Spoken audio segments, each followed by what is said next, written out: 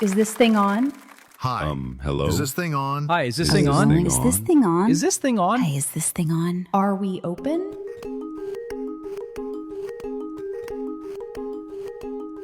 Welcome to Open Ed Mike, a podcast where voices from across the educational landscape share insights, stories, and strategies for transforming learning through openness. Whether you're new to open education or a seasoned practitioner, Open Ed Mike invites you into the conversation. Let's hear who is joining us today. Kevin?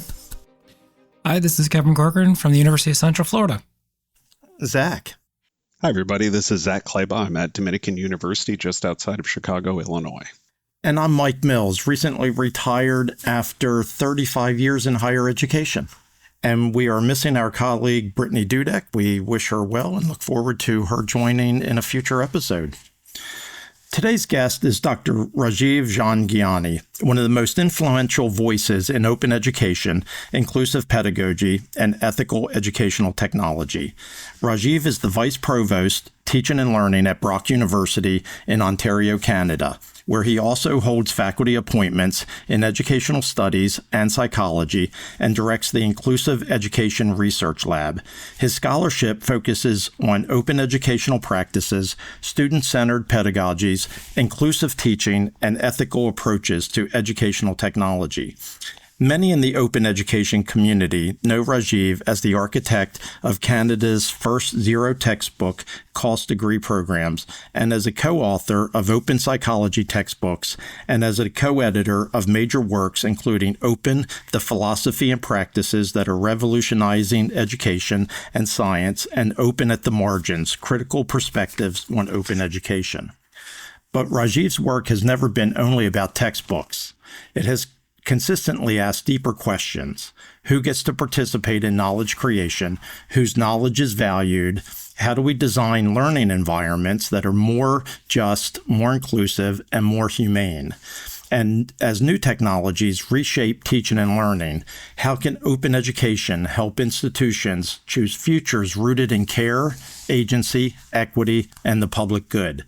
He has worked with institutions and organizations across continents to advance open education, and he serves on the Open Education Global Board of Directors, bringing a global perspective to questions of access, equity, technology, and educational change. Rajiv's work invites us to think beyond the adoption of open resources and toward a more expansive vision of openness, one that includes open pedagogy, student partnership, institutional transformation, ethical technology, and social justice. We're thrilled to welcome someone whose career has helped shape not only where open education has been, but where it might go next. And I will add, I'm sure that each of us here has been influenced in some way by his work, and each of us call him a friend. Welcome, Rajiv. My goodness, thank you so much. That was an exceptionally kind introduction. It's a privilege to be with you all. Rajiv, we're going to start out talking about your origin story. You've worked as a social psychologist, open textbook author, researcher, administrator, and global advocate for open education. What's your origin story? How did you first find your way into open education, and what made it feel like more than a textbook affordability issue?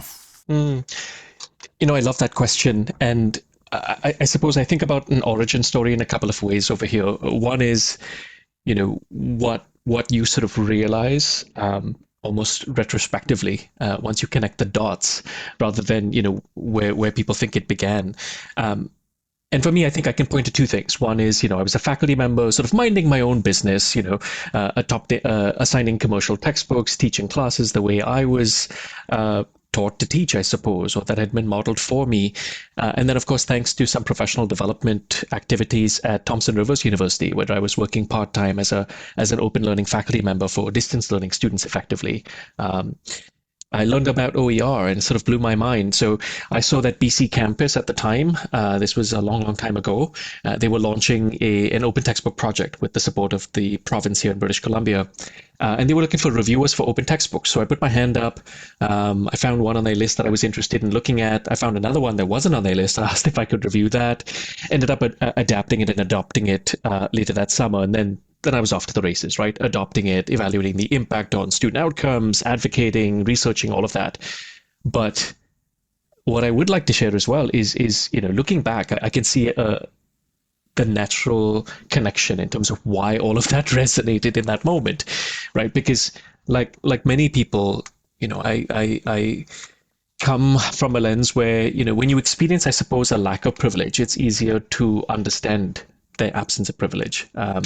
And when I came to Canada as an international student, like many international students, I was struggling with food insecurity, was obviously struggling with a sense of belongingness. And a lot of that support, even just to come here, came from my grandparents, who invested in my education to come abroad. And I'll share a bit of a personal story over here because, they paid my tuition for my first few semesters until I could get a job on campus and pay my own way. I remember it was a couple of years in, they came to visit me. And the part that's beautiful for me is, and it's not just beautiful, it's bittersweet, is they changed my life in a very big way because I'd lost my father, we'd lost our home. They were the ones who invested in me and making it possible to come abroad and study. And so it was only they were with me in the summer for a few weeks. They cut short their trip. They had to go on to the US to visit where my grandfather's brother lived. They cut short that trip, I mean. Then they headed back home because my grandmother just wanted to be home. And there was fog as they were looking at the land, and they got rerouted. Long story. Ended up having to spend a night extra in New Delhi, where they spent the night with their other daughter, not my mother, but my mother's sister. I'm telling you this long story because these are two people who changed my life in a very real way. And it was only about a week after they landed back in India, after visiting with me and seeing that I was doing well and doing okay, that my grandmother passed. And about 10 days after that, my grandfather passed.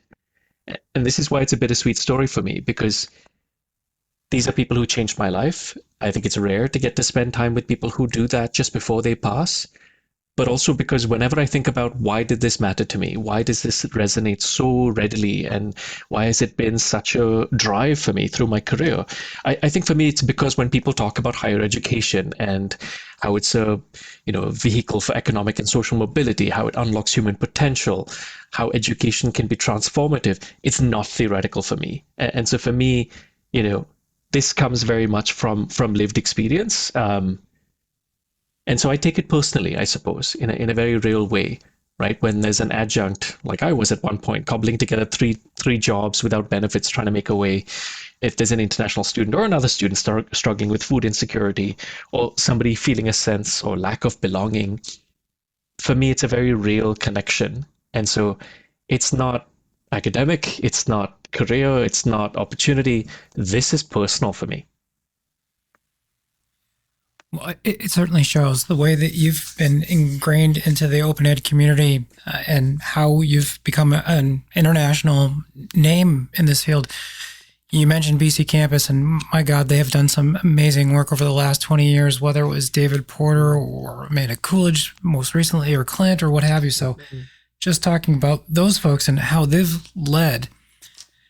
Normally, we would ask a question towards the end of the conversation, but because of your roadmap and how prominent you've been in the community, we're going to jump to the forefront with this and ask you to sort of think about the future of open. Between all these different factors around AI, which we've talked about considerably, inclusive access threats, what do you think is the most urgent need to address over the next, let's say, 5 to 10 years? Are we at a point where open ed is at risk? Is it an opportunity to reinvent itself, or something completely different? Yeah, it's such a big question. And of course, I can't claim to have a crystal ball around me. But, when I think about the changes over the last couple of decades in open, I think about where the tensions have been and where the growth has occurred as the movement has grown and matured. It has become more diverse, and that's sometimes been perceived as almost divisive because the voices have no longer been singing from the same song sheet necessarily, right? You'll see tensions around commercialization, for-profit motivations, the mixing of the two. There'll be tensions around different types of open licenses, and almost like, it's hieroglyphics for new educators, but it's almost like gang signs within the open education community sometimes.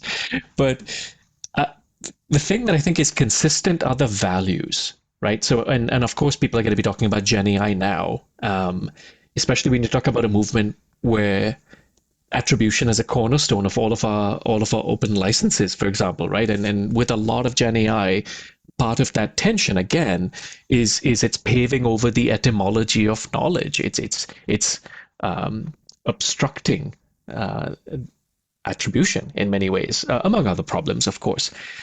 So, I also think about the kind of tensions around technologies and open source technologies and community control and community infrastructure.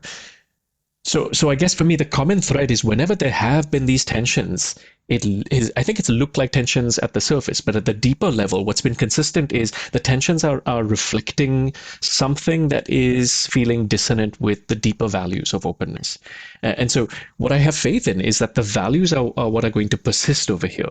How that's specifically going to manifest, the specific ways in which that's going to kind of shape the discussion, right? With Gen AI, we're probably going to be talking about, yes, open source models and attribution. We're going to be thinking about, what is the role of the educator, as we always have been.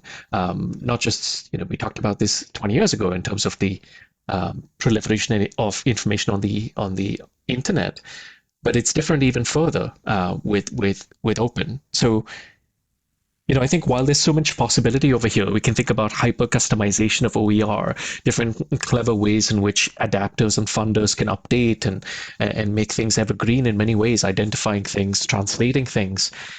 To the extent that that is going to happen in a way that is in tension with those deeper values, I think you'll still see really, really critical discussions. So for me, if anything, I think the changes on the surface are I think going to beckon discussions that are going to seem like there's divisiveness, like there's fracturing, right? There'll be people who see great opportunity to leverage new tools and new technologies in a way that benefits specific agendas. But so I guess what I'm saying is I see more critical discussion.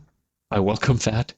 I see a broadening of that discussion, but I see it forcing even more explicit articulation of the deeper values that we're trying to paddle towards over here, and that this is a heterogeneous community, and that's not a bad thing.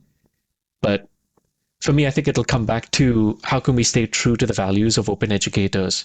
How can we, support the work of educators ultimately, and the real learning that is needed for students, and how can we do all of the above? And I say this with the values again in a way that does not replicate and reinforce existing societal power hierarchies, which is of course one of the great threats of Gen AI, along with some of the many possibilities. So more voices, louder voices, more critical discussions. But I think really at the deeper level, as I said, I think it'll reflect the same deeper values, these discussions. I wonder if you have an opinion on this. I know that Clint Lalonde in BC Campus has done a lot of work around open infrastructure. And there's this native tie between open source software and the evolution of open licensed content. Mm-hmm. It seems that we've continued this movement, this fight around open content, but the infrastructure, the platform that powers everything, has ebbed and flowed. And I wonder, as you're looking forward, is it a challenge that we are building on top of commercial platforms to support open? Should we be looking at shared open platforms more broadly? Or is this just part of the nature, is that eventually you're going to have commercial entities that are supporting this effort? I think it's an interesting question. I mean, I'm not convinced that that's the only path forward. And I wouldn't either lump commercial entities altogether in one group either, right? I mean, I think there's ways in which, and perhaps, just to point to an example that resides within open education, Pressbooks is an example, of course. They're not the only one. But there are commercial models where the underlying infrastructure is built on open source software. It provides a value add, but it releases code into the open. So they enable, they support, they connect. It's not enclosing. It's not paywalling. There's a way to be a really good citizen of the world and also sustain your operations. And so I think there's models that work really well. I remember several years ago, Paul Stacey, former executive director of Open Education Global, right, released a lovely book around Made with Creative Commons with a colleague, and they profiled, I think, 20, 25 case studies of these kinds of business models. So I do think it's possible. I do think in some cases, funders obviously are not necessarily a sustainable approach, but I even think about, the work at universities. How that has shifted to be much more sustainable, right? When I was at Kwantlen Polytechnic University, we had embedded OER use into so many courses through course marking students could identify. And those courses were consistently showing semester upon semester across all faculties, lower DFW rates, so lower drop rates, withdrawal rates, yes, lower failure rates as well. That actually oddly translated into tuition retained by the institution. And that's just a small example. But that kind of financial impact of you can do a good thing and it can actually have a beneficial effect, not just for students in terms of cost saving, not just in terms of educators and pedagogical flexibility, but also in terms of institutional finances. And it's able to then sustain those operations, invest in staffing, invest in infrastructure. So I think there's several examples of how this work can be either done by commercial entities good citizenship and open in the commons, done in partnership with, done by nonprofits, done by organizations like universities. I do think it helps provide some protection. And we've seen lots of examples of where people build on commercial infrastructure, and it's not just that venture capitalists will somebody will buy the company, the modus operandi will change, but if we're sort of building a foundation that can crumble or worse still be enclosed at the whim of a CIO or of shareholders, right? I think that's a real danger, and I think that's what the open communities often felt is. It is possible to do this, but for me, it's difficult ultimately to reconcile a primary duty to students with the primary obligation to shareholders, and that's part of the tension over here.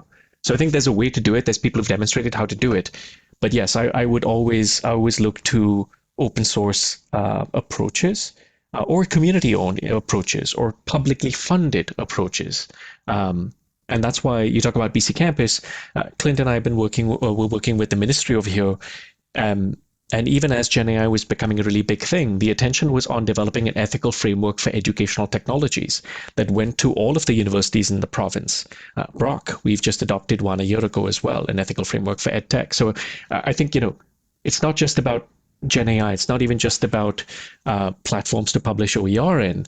It's really thinking through what are you going to permit to enter your teaching and learning environment, whether it's through formal procurement and RFPs. Because even over there, right, if are you going to retrofit tools that are ableist? Are you going to deploy remote exam proctoring that has discriminatory algorithms? Are you going to create OER in a way that can be enclosed and paywalled? The answer to all of those things should be no, but it's again driven by those same shared ethics. So I think that's what I see more of is kind of structural approaches to thinking through what sort of foundation, what sort of soil we're building our foundation on, right? Because that's the danger for me is being evicted or the foundation falling apart because it's on quicksand. Rajiv, talking about the tensions, is it easier or harder now for educators to enter the open space because of all these tensions? I suppose that this may just be the eternal optimist in me. I don't see barriers over here. If anything, what I see is educators who've been sort of doing their own thing, perhaps, a particular practice over year on year on year, who feel increasing discomfort, right? And of course, some of it comes from unwanted changes in technology and what's that's provoking in terms of changes to assessment and other things. But what I see is people kind of thinking about, yes, what is their role as an educator, and where they feel the magic, where they feel the joy. And I see that very much with when that relational teaching really takes the fore, when they see the light in the students' faces, when they get to collaborate with colleagues. Mike, our institution, Brock University, joined the fellowship this year that your institution, Montgomery College, pioneered, of course, the SDG Fellowship. Our first year at Brock, we've had more faculty members asking to participate in the fellowship than I did in my last year before I left Kwantlen Polytechnic University, right? I mean, it's just, I don't know if that's a small indicator, but what I'm seeing today is these tensions, for me, are manifesting in a visible thirst for educators for meaning, joy, and ethics. And for me, those three things are really big kind of chorus lines in the Song of Open. So Rajiv, kind of leaning a little bit more into the tension side of it and really looking for ways where we can make a better future for open education. I think, and this is something that's been kind of hanging around in the ether. Can you think of one particular habit, assumption, or strategy that open ed practitioners and open ed activists, and advocates focus in on that we need to let go of in order to allow the movement to grow and to be more inclusive of folks and things like that? Well, I think I can think of a few, right? I mean, we've been talking about when are people going to stop getting used to the idea of a textbook and move beyond that for such a long time, right? But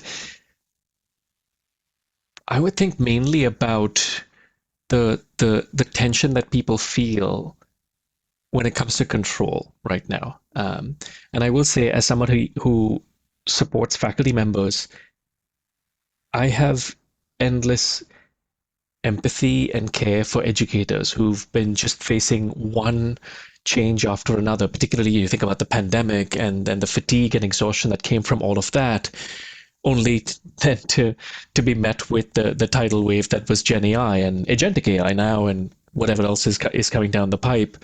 So there's that fatigue, that exhaustion, and I feel for many folks that has led to some degree of, I'm feeling less control, I want to regain more control. And so when I see responses from institutions that during the pandemic, we're going to go down the route of remote exam proctoring, or when Gen AI came in late 22 in a way that was much more widely available, we obviously need to go down the route of AI detection tools. But what I'm really seeing psychologically is a loss of control and a desire to regain control. And so when you ask about what do I think people need to let go of, is actually that more challenging part of letting go, whether it's open pedagogy, whether it's anything else like that. It's seeding that sense of, I am here to deliver knowledge. I'm the root and channel, the source of information.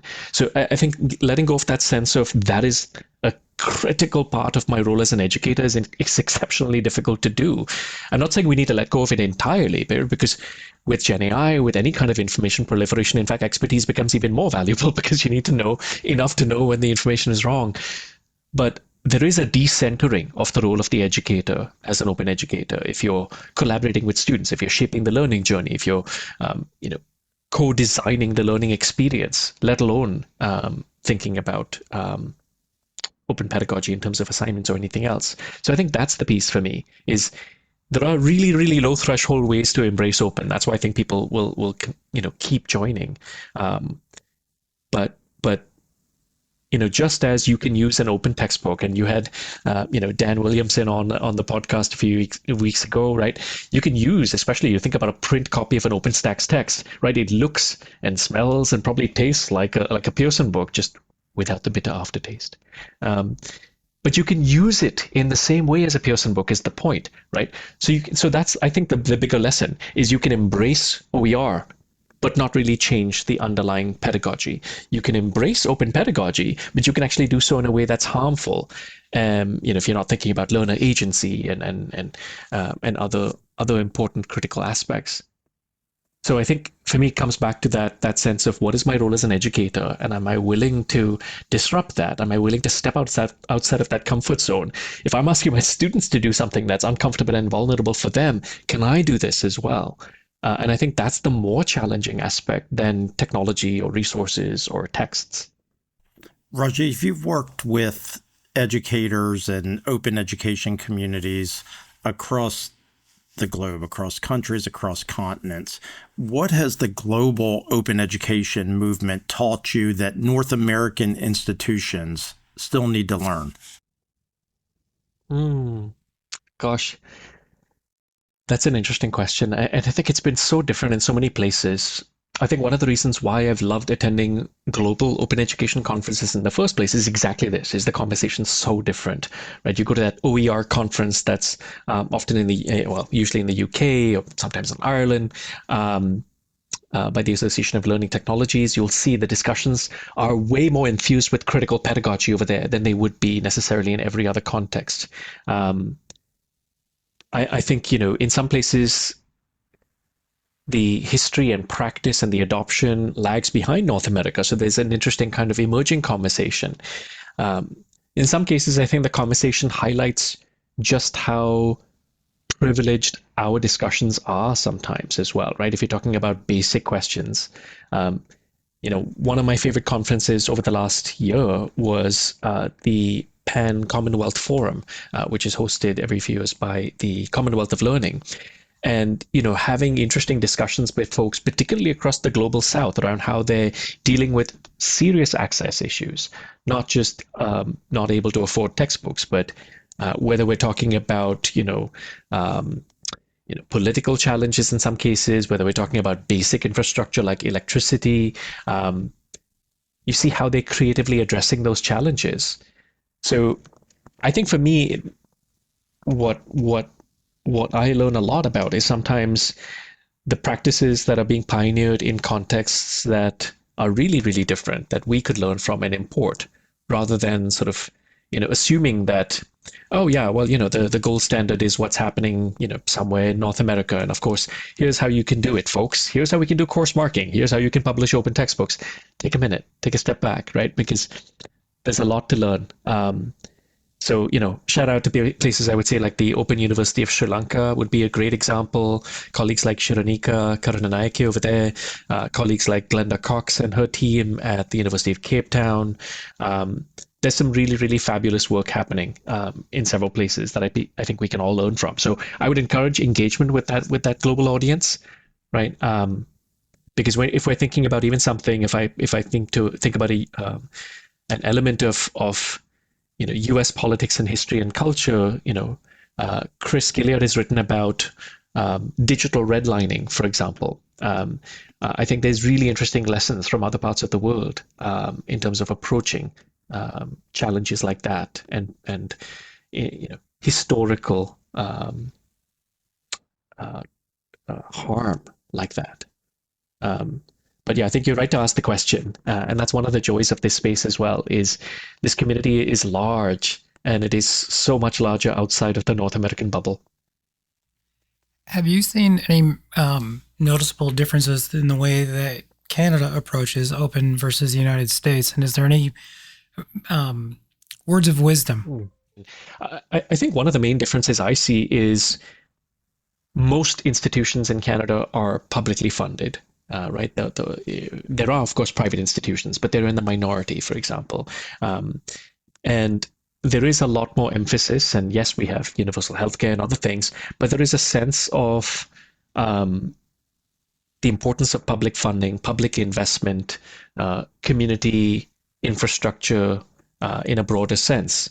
So I think what I see is a lot more there's obviously good examples to point to, whether it's British Columbia or Ontario or other provinces that have invested in the space. I think there's a degree of what, when we talk about articulation of courses, places like BC, again, have done a fabulous job of when a student takes a course in one institution versus another, it translates automatically. They don't have to make a bespoke request that has to be assessed individually. So I think the sense of sharing and communication and community is there. It's obviously a much smaller environment as well, and that doesn't hurt because it is a small world, right? People know each other, so reputations, relationships matter a whole lot more. So when people are doing something, we learn from each other, we share our practices very readily. So I think maybe that's part of it over here, but it's something I want to reflect on, right? I think about the work of people, everyone from, Stephen Downes and Dave Cormier and kind of the origin of MOOCs. I think about, the work on of course, on BC campus and other kind of large, government-funded organizations that support sectors. I have to wonder why is the ground more, feeling like it's fairly fertile over here? It's certainly not in terms of finances and resources and the leading edge necessarily of what's happening in Silicon Valley. But for me, I think there is a very strong sense of education as a public good. And maybe that translates into quite a bit. There is a sense of shared values that has a lot to do with ethics and care. And service. Maybe that plays into it, but of course, it's also in a very, very privileged place. Abundance of resources, abundance of land, not some of the same challenges in many parts of the world. So perhaps that also creates an opportunity to think about other possibilities without some of those graver threats. It's something I'll probably reflect on. I think. It's a fabulous place to live and work, no doubt.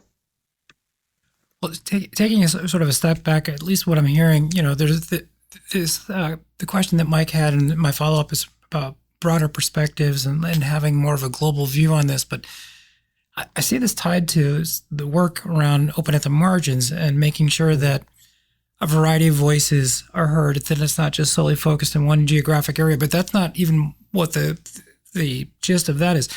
Can you talk a little bit about open at the margins and how that factors into the future of the open community? Yeah, I mean, Open at the Margins was a really interesting project. I approached a few colleagues whom, and this so often happens, is people I just adore and admire, and ask if they'd like to collaborate on something, and they all magically said yes. But it really came from an interesting time in the movement as well, where there was this critical discussion, and it bubbled up in different ways, right? There was the Open Education Conference, which went through its a real big transition away from how it was managed over several years to more of a community-driven enterprise, and it was palpable for me, the sense of diverse voices, increasingly voices, whether it's from the global south, whether it's from racialized folks, whether it was student voices, being perceived as not just critical, but being divisive. And so I think it was a need to kind of pull those voices together. Often they were published or not published in not the main channels or portals of the field. So not necessarily, the main journals of open education. So we wanted to pull together existing writings, existing presentations that I think articulated that a criticality, but also that sort of pluralism in many ways.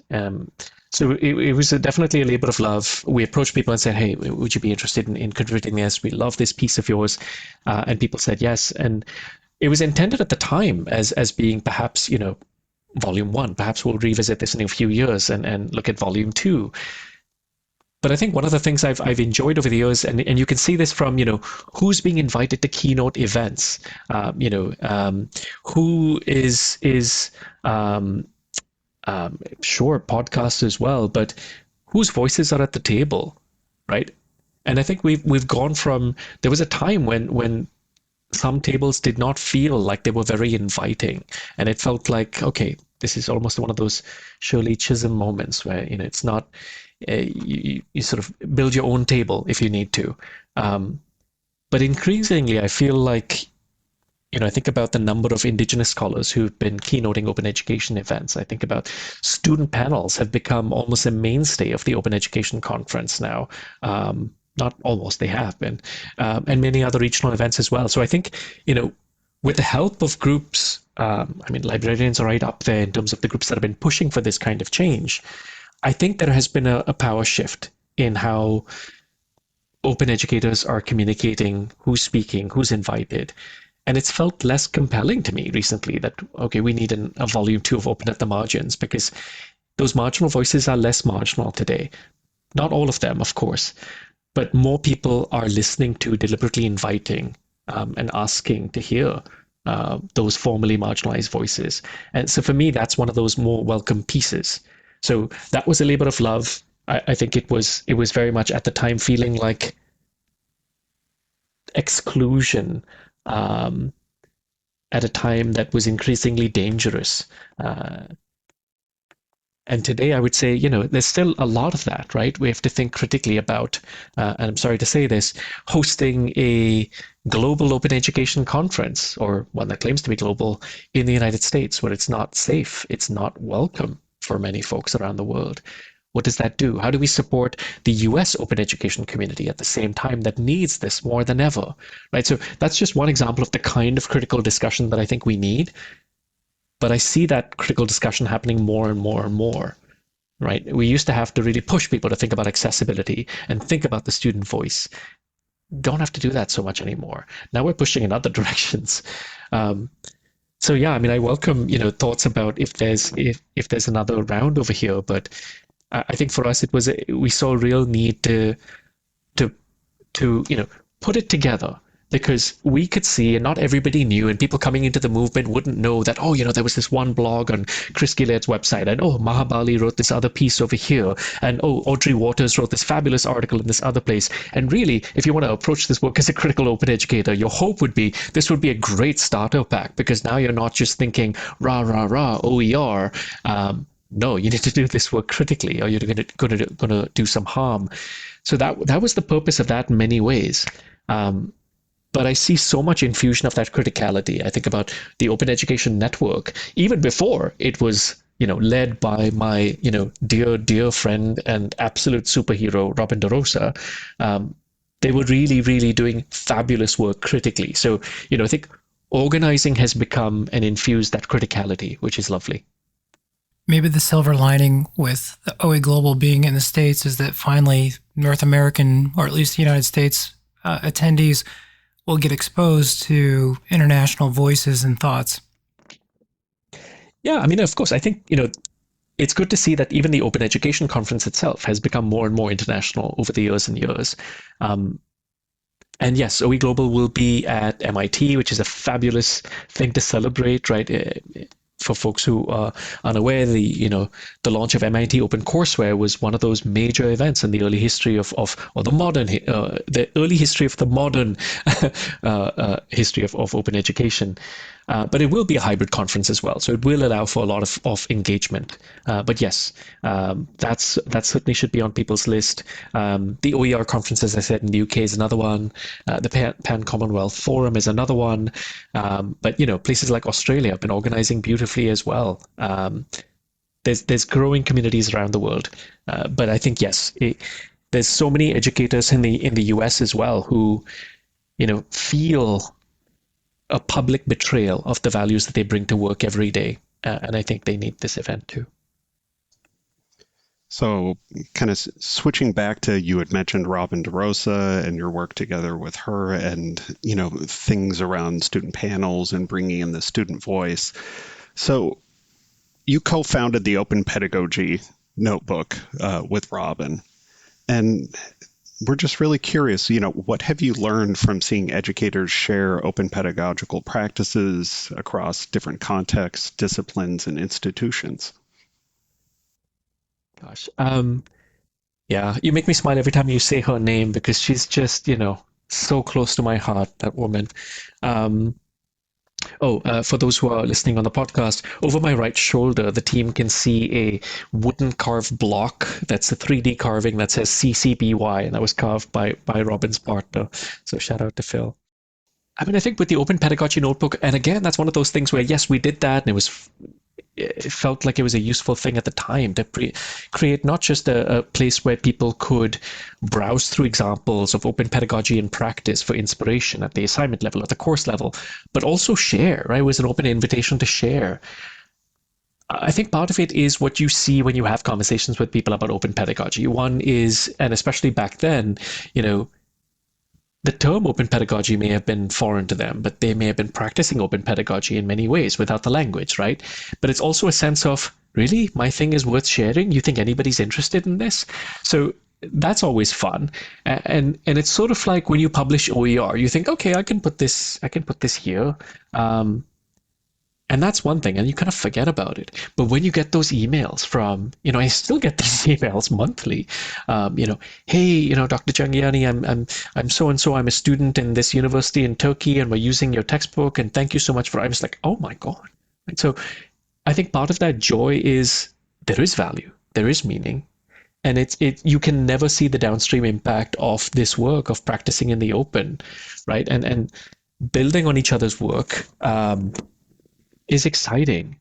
So I think there was a joy in people being able to think, oh, there isn't people actually interested in what I'm doing. But the real joy comes from when you hear from people who are building on your work and have taken it further.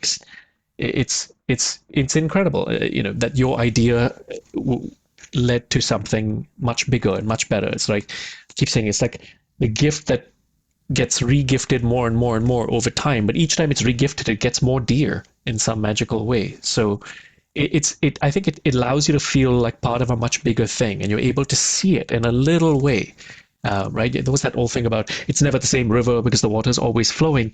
Yeah, but it's not just that. It's flown past you. You've participated in it. And then you're getting postcards from downstream or photographs about how people have enjoyed that very same thing. It's hard to explain, right? But we all want to feel like we're part of something bigger than ourselves. OER does that in a really interesting way, and open pedagogy absolutely does. But I think it's not just impact on students; it's connecting to other educators. It's feeling seen as an educator as well in what you're contributing to the world. Rajiv, we're about at time, but I want to give you a minute, if you could, to talk about what gives you hope for the future of open education. Well, I am the eternal optimist. So for me, I would say I don't see an alternative to hope. Because if I were to contemplate navigating the world as it is today, as it could be tomorrow, without hope, that's not something I'm willing to contemplate. To me, hope is just the default. I think there's too much magic in the world.